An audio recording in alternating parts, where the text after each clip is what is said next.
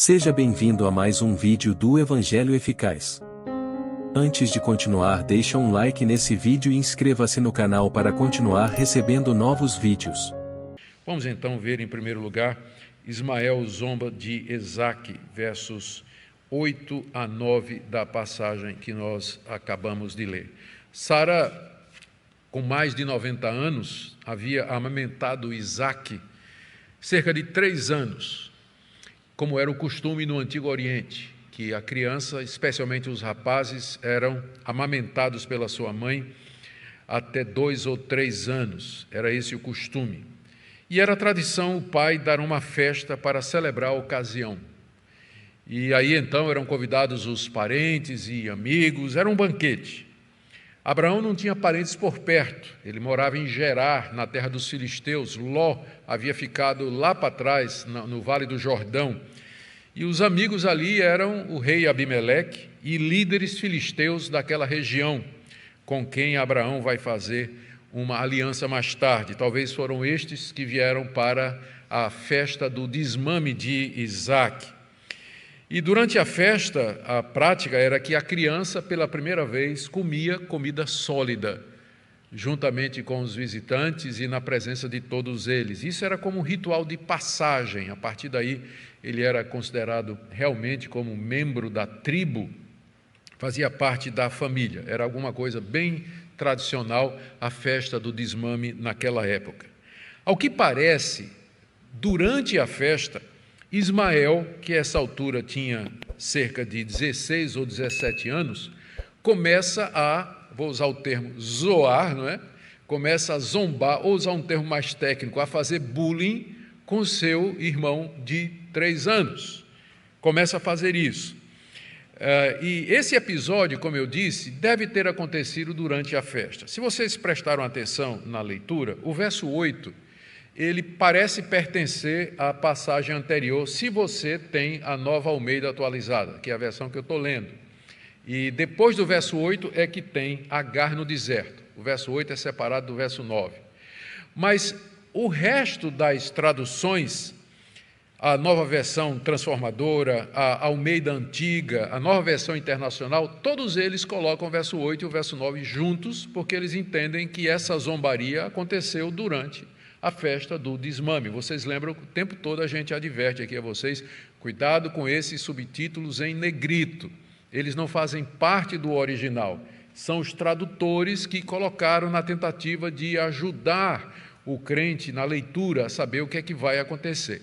Aqui eu creio que é um equívoco dos tradutores da nossa Nova Almeida atualizada, porque o verso 8 não está separado do verso 9. Na verdade, o verso 9 narra alguma coisa que aconteceu durante o verso 8. Foi durante a festa do desmame que Ismael começou a zombar do seu irmão.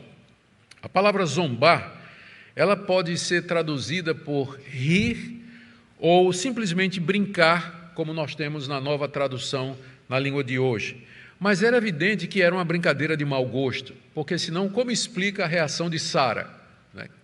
Como é que vai explicar a reação de Sara, que vai ser uma reação violenta em seguida? E além do mais, o apóstolo Paulo, a gente vai comentar isso mais no fim, quando ele se refere a essa passagem, ele diz que aquele que foi nascido da carne, Ismael, perseguia o que fora nascido do Espírito. Então, essa brincadeira aqui que Ismael estava fazendo com seu irmão era bullying mesmo, estava caçoando do irmão, talvez zombando do nome dele, ele ri, né? Que nome é esse? Zombando, ou qualquer outra coisa do gênero. Como eu disse, o menino era um adolescente de 16 a 17 anos e ele já sabia que tinha perdido os seus direitos de primogenitura para o irmão que nascera depois. E, além disso, tinha o histórico da mãe dele. A mãe dele, a escrava egípcia Agar, tinha zombado de Sara poucos anos, aliás, 17, 16 anos antes, quando Sara havia engravidado dele, de Ismael, ela tinha zombado da sua patroa, porque ela, a escrava, tinha filhos e a patroa não tinha. E já tinha esse histórico de zombaria, né, de rivalidade entre as duas mulheres. E tudo isso pode ter contribuído para Ismael vir a caçoar, zombar, fazer bullying com o seu irmão. cheio de inveja, de ressentimentos e de ciúmes. O que era para ser uma festa, agora termina com um grave problema familiar. Às vezes acontece isso, né? Às vezes acontece isso. O que era para ser um momento de felicidade na família, acontece alguma coisa e aí a coisa termina amarga, né? O caldo entorna, e foi o que aconteceu. Diz aí no verso 9 que Sara viu que o filho que Agar, a egípcia, teve com Abraão, estava zombando de Isaque, seu filho. Note que o texto aqui se refere ao menino não pelo nome. Na verdade, nenhuma vez na passagem aparece o nome de Ismael. Ele é sempre o filho da escrava ou o menino. O nome dele nunca é mencionado, talvez porque a intenção de Moisés é mostrar o seu status secundário. Ele não é o herdeiro, apesar de ser o mais velho. Ele não é nem chamado pelo nome aqui. Ele é referido dessa maneira. Sara estava muito consciente do que Deus havia prometido, ou seja, de que o herdeiro de Abraão seria Isaque, o filho que Sara, havia dado a ele. E Deus havia deixado isso claro em pelo menos 2 ocasiões anteriores. Não vai ser Ismael o herdeiro vai ser Isaque, nascido de Sara, sua legítima esposa. Mas apesar disso, Sara também sabia que Abraão gostava muito de Ismael, seu filho mais velho, e que inclusive durante um tempo tinha pensado que ele seria o herdeiro. E Sara se lembrava também de como Agar a havia tratado e desprezado quando ela ficou grávida com Ismael. Então, tudo isso sugere que já por algum tempo Sara não estava satisfeita com a presença do filho mais velho de Abraão entre eles e via como uma ameaça a seu filho Isaque. E agora, naquela festa, a zombaria de Isaque era o que nós chamamos a gota d'água. Aí Sara disse: agora tá bom. Chega, agora não mais. E aí, segunda parte do nosso texto, ela passa a exigir que Abraão expulse o menino e a sua mãe. Versos de 10 a 13. Ela se dirige a Abraão e demanda providências que considera certas. E que providências são estas? A providência era, como diz aí o verso 10, Sara disse a Abraão: mande embora essa escrava e o filho dela, porque o filho dessa escrava não será herdeiro com o meu filho Isaque. Esse sempre foi um problema da poligamia, não é? É que, de repente, o patriarca ele vai ter que decidir entre uma mulher e outra ou entre um filho e outro. Por isso que poligamia nunca deu certo no Antigo Testamento, embora Deus tivesse tolerado pelo progresso da história da revelação, mas nunca foi o plano dele. Até que no Novo Testamento o casamento monogâmico fica muito claro, né? Fica muito claro. Mas a poligamia sempre tinha esse tipo de problema. Agora, as duas rivais estão em briga e Sara demanda a expulsão da sua rival Agar, juntamente com o seu filho. Ela quer que ele mande embora, está dizendo aí, mande embora, mas a expressão no hebraico é muito mais forte, é expulsa, é mais forte, mandar embora sim, expulsa. E com isso ela queria que Abraão deserdasse. Isso significaria um rompimento definitivo de laços, seria uma declaração pública de que Abraão reconhecia de que o filho mais velho não seria o seu herdeiro, ele estava sendo deserdado, não faria mais parte da sua herança. Veja como Sara se refere a Agar como essa escrava, que é uma expressão no hebraico mais forte do que serva, que é o nome com que Sara é tratada antes disso aqui. Ela era uma serva de Sara, mas agora Sara se refere a ela como uma escrava, um termo mais forte na língua hebraica. E a razão para a demanda que ela apresenta diante de Abraão não é nem que o menino estava caçoando do seu filho, mas é que Ismael não seria herdeiro juntamente com o seu filho Isaque. Não seria.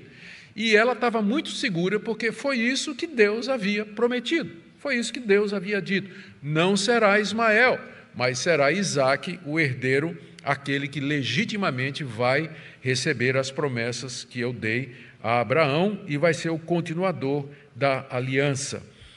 A razão para essa demanda, então, de Sara é que ela sabia do amor que Abraão tinha pelo seu primogênito Ismael e sabia também que se os dois crescessem juntos, em algum momento Abraão poderia ser tentado a incluir Ismael de alguma forma na herança que agora pertencia a Isaque. Por isso que Sara, a motivação pode ter sido errada, não é? A motivação podia ter sido errada, mas Sara estava certa. Ela estava correta, ela estava baseada na palavra de Deus, do que Deus tinha dito. Não vai ser Ismael, não, mas é Isaque. Bom, Abraão não ouviu isso com bons olhos, aliás, não ouviu isso com bons ouvidos, né? Não viu isso com bons olhos, está aí no verso 11. Abraão ficou muito incomodado com isso por causa do seu filho. A nossa versão anterior, Almeida atualizada, traz isso, foi muito penoso para Abraão. A Septuaginta, que é a tradução grega, diz assim, que essa palavra pareceu muito dura para Abraão. A razão está aqui, no verso 11, por causa do seu filho, por causa do seu filho. Aquilo que Sara estava demandando foi algo duro para Abraão, algo penoso, né? Algo que o incomodou, que o preocupou. Por quê? Porque ele amava Ismael, ele amava seu filho mais velho. E havia um período em que ele tinha acreditado que ele seria o herdeiro.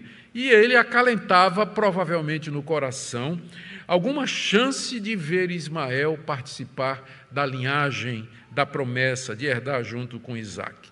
E eu imagino a cara feia de Abraão, a maneira como ele reagiu quando Sara chegou e demandou a expulsão do seu filho mais velho, juntamente com sua mãe Agar.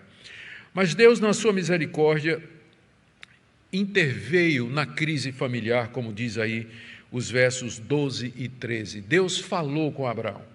E esse é o nosso Deus, é o Deus que em momentos de dificuldade, momentos de angústia, de decisão, é o Deus que vem ao nosso encontro para nos abençoar, para nos guiar e nos orientar. Naquela época do Antigo Testamento, costumeiramente Deus falava através de sonhos, através de visões durante a noite, e que foi durante a noite, transparece do verso 14, porque diz no verso 14 que na manhã seguinte, logo de madrugada, Abraão se levantou. Então sugere que essa fala de Deus foi na noite anterior. Na noite da crise, então, Deus se revela ao seu servo mais uma vez. E o que é que ele disse a Abraão na visão em que lhe apareceu? Primeiro, não fique incomodado por causa do menino e por causa da escrava. Não te pareça penoso, Abraão. Não fique angustiado com isso. Você não pode olhar para isso da perspectiva de pai para filho, né? O que você está sentindo é o amor natural que um pai tem pelo seu filho. E você não deveria deixar isso interferir, porque nós estamos tratando aqui de realidades que são maiores do que isso. Lembrando as palavras de Jesus: quem ama seu filho mais do que a mim, não é digno de mim. Então, não se preocupe com o que vai acontecer com a criança e nem com a escrava. É a primeira palavra de Deus para Abraão. Tranquilize o seu coração. Segunda palavra que Abraão certamente não deve ter gostado, aliás, nenhum marido gosta: faça tudo o que Sara disser. Eu acho que essa foi a palavra mais dura aqui de toda, que Deus disse para Abraão: faça tudo o que Sara disser. Como eu disse, os motivos de Sara podem não ter sido os melhores. Ela estava com ciúme do seu filho, estava se sentindo ameaçada pela presença de Agar e de Ismael, e ela estava pensando nela e no seu filho. Era essa a motivação. Mas ela estava certa, porque ela estava apoiada na palavra de Deus. Aqui é um caso de alguém que faz a coisa certa pelo motivo errado. O certo é que a gente faça as coisas certas pelos motivos certos. E também tem gente que faz coisa errada, mas pelo motivo certo, não é? Acontece todas essas variações. Sara aqui é o caso de alguém que está fazendo o que é certo, mas pelos motivos errados. Então, nesse caso, Deus disse a Abraão: escute o que a sua mulher está dizendo, porque nesse caso ela está correta, ela está baseada na minha palavra naquilo que eu disse que eu haveria de fazer. Terceira coisa que Deus disse a Abraão ali é que Isaque e seus filhos é que seriam considerados como descendência de Abraão. Essa é uma passagem muito importante, ela é usada algumas vezes no Novo Testamento, como eu irei mostrar. Mas, por enquanto, vamos apenas ficar aqui no final do verso 12. Então, ainda no verso 12, primeira coisa que Deus disse, não se preocupe com a criança e com a mãe dela. Segundo, faça tudo o que Sara lhe diz, está dizendo, e faça isso porque, em terceiro lugar, por meio de Isaque, e não por meio de Ismael, será chamada a tua descendência. É por isso que Sara está certa. É porque a tua descendência, Abraão, ela virá através de Isaque e não através de Ismael. Vai ser através de Isaque que os seus filhos serão considerados como herdeiros da promessa. Vai ser por meio de Isaque que o Messias, a semente da mulher prometido, haverá de vir. Vai ser por ele. Ele é a linhagem santa. Então, você vai obedecer a Sara, porque Sara está correta. E a quarta coisa que Deus diz a Abraão naquela visão é que ele cumpriria a promessa que ele já tinha feito de abençoar Ismael, verso 13. Também do filho da escrava farei uma grande nação, porque ele é seu descendente. O também aqui é porque estava incluído na promessa de que, através de Isaque, Deus traria a Abraão, ou faria de Abraão, uma grande promessa, uma grande nação. E agora Deus diz, eu vou fazer a mesma coisa com relação a Ismael, mesmo que ele não seja da linhagem santa, da linhagem escolhida, mas eu vou abençoá-lo, porque ele é teu filho, porque ele é teu descendente. Aqui Deus está sendo coerente, porque Deus prometeu abençoar Abraão e a sua descendência. E todo mundo que de alguma forma estava relacionado com Abraão, Deus abençoava. Como abençoou Ló, o seu sobrinho, que ele livrou lá de Sodoma e Gomorra, daquele dia da destruição. Então, da mesma forma, ele aqui vai abençoar Ismael também. Nem Ló, nem Ismael são da descendência santa. Eles não serão parte daquela linhagem prometida de que viria o Messias e herdaria as promessas, mas porque era filho natural de Abraão, Deus haveria de abençoar o menino, como ele diz aqui no verso 13. Essa promessa aqui, ela foi feita cerca de 4 anos antes, quando Deus deu a circuncisão. Olha o que diz Gênesis 17, 20. Quanto a Ismael, eu te ouvi, abençoá-lo-ei, falo-ei fecundo e o multiplicarei extraordinariamente. Gerará 12 príncipes e dele farei uma grande nação. Deus já tinha dito isso fazia 4 anos, cerca de 4 anos a Abraão, e aqui ele reitera a promessa, não se preocupe com seu filho Ismael, porque eu vou abençoá-lo também e vou fazer dele uma grande nação. E disse inclusive, de Ismael virão 12 príncipes, o contraste, não é? Em oposição a Isaque, que teve Jacó, que teve os 12 patriarcas de Israel. Muito bem, mas agora o ponto é esse aqui, a consistência de Deus em abençoar todos aqueles que eram filhos de Abraão. E vamos então para a terceira parte aqui do nosso texto, quando Abraão manda Ismael e Agar embora. Apesar do grande amor que Deus tinha por seu filho Ismael, ele amava Deus mais ainda. Ele amava seu filho Ismael, mas ele amava Deus mais ainda, tanto é que logo de madrugada, no dia seguinte, ele se levanta para obedecer à voz de Deus. Queridos, Abraão pode ter vacilado algumas vezes, e de fato vacilou. Nós vimos aqui casos que são indignos do nome do patriarca e do status que ele tem na Bíblia, mas Abraão era um homem de fé que amava a Deus de todo o seu coração, e quando chegou a hora de escolher entre Deus e o seu filho, ele escolheu a Deus, escolheu obedecer a Deus, e fez o que Deus havia mandado. Ele se levanta de madrugada daquela noite, para obedecer ao Senhor, verso 14, e ele prepara e entrega a Agar suprimentos para a viagem. O verso 14 menciona que ele deu pão, e essa palavra aqui pode incluir outros tipos de comida, e um odre de água, que era um saco de couro, geralmente feito de pele de cabrito, e que cabia cerca de 12 litros. As pernas do cabrito funcionavam como alças que eram usadas para levar nas costas. E diz aqui o texto que ele pegou o pão, os víveres e o odre de água de 12 litros e colocou tudo nas costas de Agar. Deve ter sido um adolescente folgado, né? De 17 anos, mas é a mãe que vai levar tudo. E bem típico, né, dos dias de hoje também, dos adolescentes de hoje. Bom, eles nunca mudaram, é sempre a mesma coisa. E aí, nos diz aqui o texto que depois de ter feito tudo isso, ela entregou o menino a ela, e a mandou embora. É diferente aqui a palavra, né? A palavra que Sara usou foi expulsa essa mulher e o filho dela. E aqui está dizendo que Abraão a despediu, talvez com lágrimas de um pai, de que vê o seu filho partir, quem sabe, para todo sempre.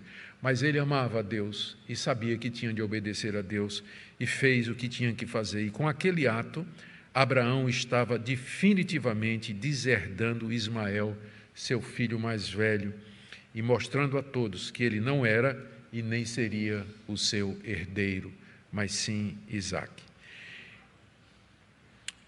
E aí, despedidos do clã de Abraão, Agar e Ismael saem na direção de Gerar, para o sul. Se você der uma olhada no mapa, ela vai descer na direção do Egito. Lembre que Egito era a terra de Agar. Foi lá, durante a peregrinação de Abraão, que ela foi comprada como escrava, ou dada como escrava, pelo rei Faraó, e fazia parte agora da família de Abraão. Mas agora ela não tem mais nada a ver com a família de Abraão e ela volta para a sua antiga família. Ela está no rumo do Egito. Mas diz o texto aí que ela começou a vagar sem rumo. Veja aí o final do verso 14. Ela saiu andando sem rumo pelo deserto de Berseba. Berseba é a região mais extrema da Palestina, já encaminhando-se para o Egito. Próxima cidade vai ser Sur, que já marca as fronteiras do Egito. Então, ela, no caminho ali, ela se perdeu, talvez pela angústia, porque ela tinha feito esse caminho antes, quando primeiro ela fugiu de Sara. Só que dessa vez ela estava desorientada, ela estava meio angustiada, sem perspectiva nenhuma, e geralmente, quando a gente faz isso, a gente perde o caminho. A ansiedade é um péssimo GPS. Ela leva a gente por caminhos que a gente se perde, não era o que a gente queria. O fato é, de uma maneira ou de outra, os dois ficaram perdidos no sul do deserto de Berseba, uma região inóspita, uma região de sol escaldante, uma região perigosa para viajar. E aí a água acabou, e Agar temeu que a morte de ambos havia chegado. Verso 15, quando a água acabou, a água que havia no odre, Agar colocou o menino debaixo de uns arbustos. Talvez o o rapaz tinha desfalecido já, né, de sede, debaixo daquele sol, e agora a mãe o coloca debaixo de uma arvorezinha, de um arbusto que havia naquela região, e se afasta, diz aí o texto, a distância de um tiro de arco, né? A distância de um tiro de arco, que é mais ou menos 100 metros. 100 metros. Então ela vai cerca de 100 metros, deixa o menino lá, anda 100 metros e se senta e fica olhando para o menino. Ela diz assim: eu não quero ver o meu filho morrer. E ela começa a chorar em alta voz, diz aí o texto. Afastou-se e foi sentar-se à frente, à distância de um tiro de arco, porque dizia: assim não verei o menino morrer. E sentando-se em frente dele, 100 metros em frente dele, levantou a voz e chorou, que é o que qualquer mãe faria. Angustiada pelo seu filho, chegou a hora da morte, não tinha esperança, estava sozinha, não havia perspectiva, não sabia onde estava, a água tinha acabado, era uma situação completamente de crise. Ela já tinha passado por uma situação parecida antes, não é? quando cerca de 17 anos passados, ela tinha fugido da casa de Abraão, após ter engravidado de Abraão, tinha caçoado de Sara, humilhado por ela, e fugiu. E ela tinha seguido por aquele mesmo caminho. E Deus a encontrou à beira de um poço e disse: volte e se humilhe diante da sua senhora. Mas aqui agora, Deus vai encontrá-la outra vez. Mas Deus não vai mandar ela de volta, porque o destino dela está selado. Não é? Ela não faz mais parte da vida de Abraão, nem Ismael, o menino. Diz aí na penúltima parte do nosso texto, verso 17 a 19, que Deus outra vez viu Agar e veio ao seu encontro. Eu digo outra vez viu, porque da experiência anterior, Agar chamou Deus, o Deus que me vê, porque Deus a viu lá no poço e mandou de volta para sua patroa. E Deus agora vê de novo Agar naquela situação. Moisés nos diz aqui no verso 17, essa parte é do verso 17 até o verso 19, Moisés nos diz aqui que Deus, porém, ouviu a voz do menino. Não sei se você percebeu o contraste. Veja, no final do verso 16, ela levantou a voz e chorou, mas Deus, porém, ouviu, foi a voz do menino. Ela estava chorando, mas Deus ouviu a voz de quem? De Ismael. Por quê? Porque Ismael era filho de Abraão. E Deus ouve aqueles que são seus. Deus ouve aqueles que são seus. O compromisso de Deus com Abraão. Deus ouviu a voz do menino, mesmo que quem estava chorando alto era a mãe. Deus ouviu a voz do menino. E lá do céu, o anjo de Deus chamou Agar. Diz aí o nosso texto. Alguns comentaristas estudiosos dizem que o menino também estava chorando. E, de fato, sim, parece, não é? Vê o que é que diz aí, quando o anjo de Deus chamou Agar e disse, Deus ouviu a voz do menino. Alguns acham, inclusive, de que Ismael não somente estava chorando, mas estava orando. Lembrem que ele é filho de Abraão, ele tinha 17 anos, por 17 anos ele viveu debaixo da instrução de Abraão. Se Ismael conhecia algum Deus, era o Deus de Abraão, era o Deus da aliança, o Deus da promessa. Por isso, vários estudiosos comentam aqui, não é, que enquanto Agar estava chorando, Ismael estava orando, e Deus ouviu, foi a voz, a oração de Ismael, clamando a Deus na sua angústia, quem sabe reconhecendo a besteira que ele tinha feito, a zombaria, e esquecido que Deus tinha dito, que abençoaria quem abençoasse Abraão e amaldiçoaria quem amaldiçoasse Abraão. E Ismael tinha não amaldiçoado, mas tinha zombado do herdeiro de Abraão, e agora estava sendo castigado por isso, estava recebendo a consequência dos seus atos. Mas Deus na sua misericórdia, ouve o clamor do menino, e o anjo de Deus se revela a Agar mais uma vez. É a segunda vez que nós encontramos no Novo Testamento a menção do anjo do Senhor.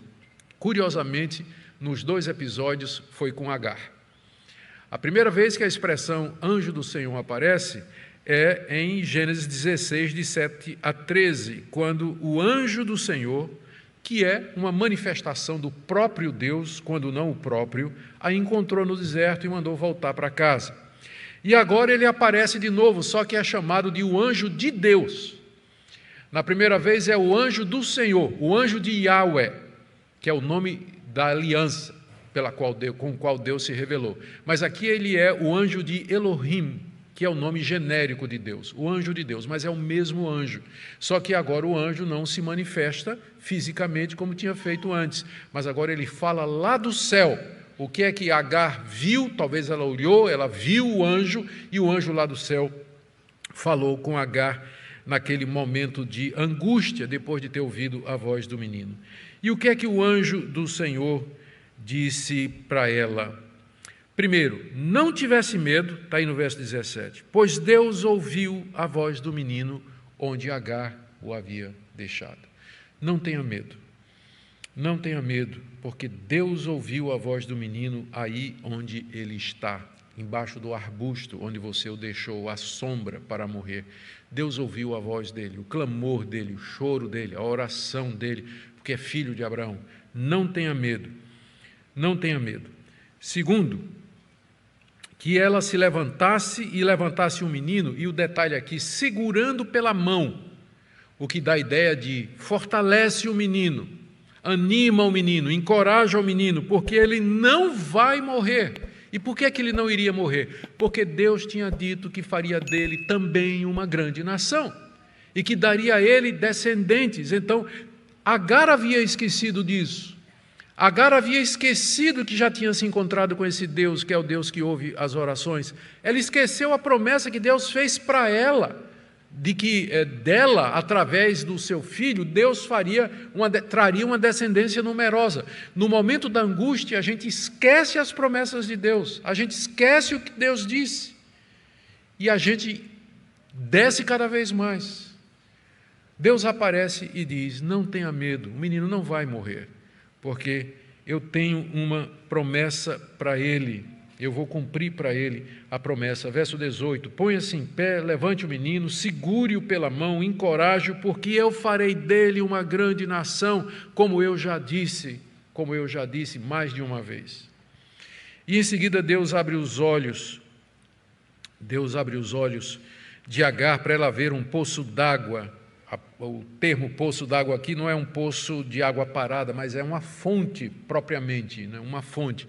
No deserto, essas fontes geralmente eram escondidas e somente os peregrinos é que sabiam exatamente onde elas se encontravam. Deus abriu os olhos de Agar para que ela visse uma dessas fontes, talvez escondida ali no meio dos arbustos, e ela vai lá, enche o cantil de água e traz para o menino. E ali, dessa forma, eles são salvos pela misericórdia e pela promessa de Deus. Gente, que episódio extraordinário do amor de Deus e da sua compaixão para com aqueles que são seus. E o texto termina com uma descrição breve de Moisés, do que aconteceu com Ismael em seguida, verso 20 a 21.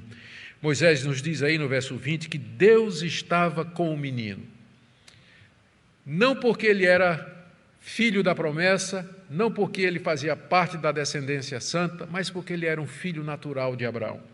E o amor de Deus por Abraão era tão grande que abençoou inclusive esse filho que nasceu de um esquema mundano, de uma estratégia carnal, nasceu segundo a carne, mas a misericórdia de Deus era inclusive com ele. Isso mostra que o amor de Deus é maior do que a gente pensa.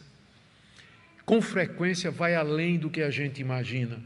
E que Deus é compassivo até com pessoas que a gente olha e diz assim: não é possível que Deus tenha misericórdia, que Deus tenha compaixão de uma pessoa dessas. Pois é, Ele tem. É muito mais do que a gente pode imaginar. Deus estava com o menino. Estar com o menino significa, no contexto, que Deus o abençoou, Deus o fez prosperar, Deus o guardou dos perigos do deserto e Deus velou pelas suas promessas para cumpri-las na vida de Ismael.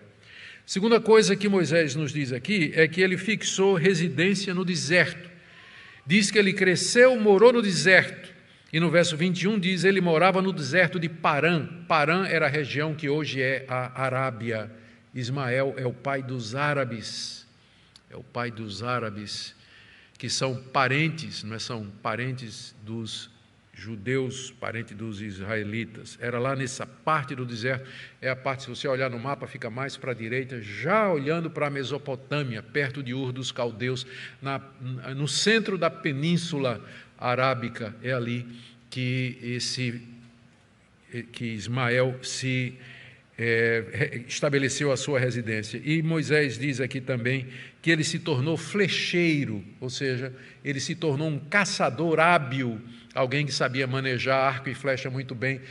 Quem sabe isso tem alguma coisa a ver com o que aconteceu quando ele era criança, né? Que sua mãe o colocou à distância de um tiro de arco, e ele se torna um arqueiro, né? Alguns veem uma coincidência aí, intencional, no texto, essa relação da profissão dele com aquele momento que marcou sua vida, em que ele quase, de fato, morre. E a quarta coisa que diz é que ele se casou com uma egípcia, que a mãe dele arrumou um casamento para ele. Como pai ele não tinha, né? Estava separado de Abraão, praticamente ele não tinha pai, então a sua mãe Agar foi na sua parentela, na sua família, e arrumou uma esposa para Ismael, e ele casou-se com uma mulher egípcia. Isso que aconteceu com Ismael. Queridos, estamos prontos aí agora para terminar nossa passagem. Só para vocês quiserem depois, nós vamos chegar lá. No capítulo 25, Moisés registra a genealogia de Ismael, inclusive os 12 príncipes que vieram dele. Deus cumpriu plenamente as promessas que foram feitas. O que é que Moisés queria ensinar aos israelitas? São duas lições que eu queria tirar aqui. Primeiro, mais uma vez, como Deus é fiel e como Deus cumpre a sua palavra, como Deus se comprometeu com Abraão e cumpriu tudo o que lhe disse. Lhe deu um filho, conforme havia prometido, um filho nascido de Sara, sua mulher estéril e já idosa. Confirmou esse menino, Isaque, como sendo herdeiro da promessa. Por amor a Abraão, protegeu e abençoou Ismael, filho dele segundo a carne. Esse Deus é totalmente fiel, completamente confiável. Portanto, os israelitas, a quem Moisés está escrevendo esse livro, podiam confiar de que cumpriria, esse Deus haveria de cumprir a sua promessa relativa à terra. Os israelitas estavam prestes a atravessar o Jordão para conquistar a terra. E os moradores daquela terra eram muito mais poderosos, militarmente falando, do que os israelitas. A única esperança dos israelitas era Deus com eles. E esse Deus haveria de estar com eles, porque Ele é o Deus da aliança, Ele é o Deus fiel. E é o mesmo Deus nosso, é o Deus que tem um compromisso conosco, ratificado no sangue de Cristo. E Ele nos promete perdoar, Ele promete nos dar a vida eterna e nos fazer herdeiros da nova criação que Ele está preparando em Cristo Jesus. Ele promete nos ressuscitar de entre os mortos. É o mesmo Deus. E são estas as promessas que em semente estavam na aliança com Abraão. Nós somos os herdeiros dessa promessa. Nós somos o povo da aliança. Todos aqueles que creem no Filho de Abraão, Jesus Cristo. Segunda lição que eu penso que Moisés queria ensinar aos israelitas é sobre a misericórdia de Deus. Que grande misericórdia do Deus de Israel, mesmo para com aqueles que não eram da linhagem santa da promessa. Ele veio pela segunda vez socorrer Agar e Ismael. Na primeira, Ismael estava no ventre da sua mãe.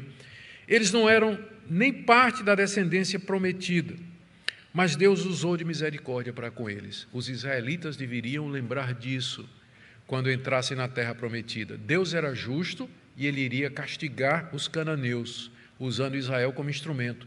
Mas também Ele era misericordioso. E Ele abençoava não somente os judeus, filhos da promessa, mas Ele abençoava pessoas. A sua graça se estende a toda a humanidade, o que a gente chama de graça comum. Deus abençoa mesmo aqueles que não são parte do seu povo, com prosperidade, com saúde, com bem-estar e tantas coisas boas que Ele, na sua generosidade, nos concede. Os israelitas deveriam se lembrar disso e ser compassivo com os estrangeiros, tratar os vencidos com caridade e assim em diante. Eu quero fazer uma aplicação para nós aqui, terminando. Como eu disse, esse episódio aqui, ele é citado 2 vezes pelo apóstolo Paulo nas cartas que ele escreveu. Na carta aos Gálatas, Paulo cita a expulsão de Ismael depois dele ter perseguido Isaque, para ilustrar a diferença entre o judaísmo, que queria a salvação pelas obras, e que perseguia os cristãos que ensinavam a justificação pela fé. Olha o que é que Paulo diz aqui em Gálatas capítulo 4, 28 a 31. Vocês, irmãos, ele está escrevendo para os crentes da Galácia, vocês, irmãos, são filhos da promessa como Isaque. Como, porém, no passado, aquele que nasceu segundo a carne, Ismael, perseguia o que nasceu segundo o Espírito, Isaque, é aquele episódio da zombaria, assim também acontece agora. Ou seja, os judeus perseguiam os cristãos. Mas o que diz a Escritura? Manda embora a escrava e seu filho, porque de modo nenhum o filho da escrava será herdeiro com o filho da mulher livre. Portanto, meus irmãos, nós somos filhos não da escrava, mas da livre. Veja como Paulo usa esse episódio para provar que a salvação é pela graça, que os cristãos são como que filhos descendentes espirituais de Isaque, da mulher livre, que era sua mãe, Sara. Enquanto que os judeus, na tentativa de salvar-se pelas obras, eram iguais a Agar, que gerou um filho como resultado do esforço humano. Comparando salvação por obras e salvação pela graça. Nós somos filhos da mulher livre, nós somos herdeiros espirituais de Abraão. A justificação é pela graça mediante a fé em Cristo Jesus e não por estratagemas humanos como Abraão quis fazer junto com Sara com respeito a Agar para ter um filho. Segunda passagem onde Paulo cita esse mesmo episódio é em Romanos, quando ele quer embasar a doutrina da eleição e explicar por que Deus não falhou com a nação de Israel. Romanos 9, de 6 a 8.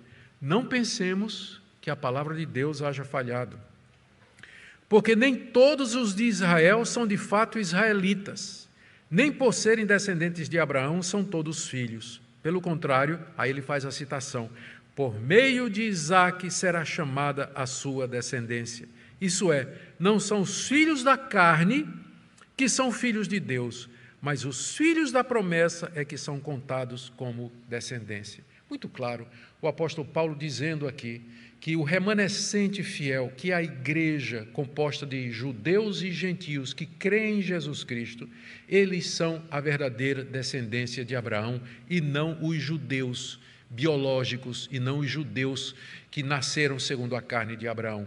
Ou seja, dentro de Israel há o verdadeiro Israel espiritual, que somos nós, que cremos no Filho de Abraão, que cremos no Senhor Jesus Cristo. Esse episódio, portanto, serve para mostrar o seguinte, que a salvação sempre foi pela graça.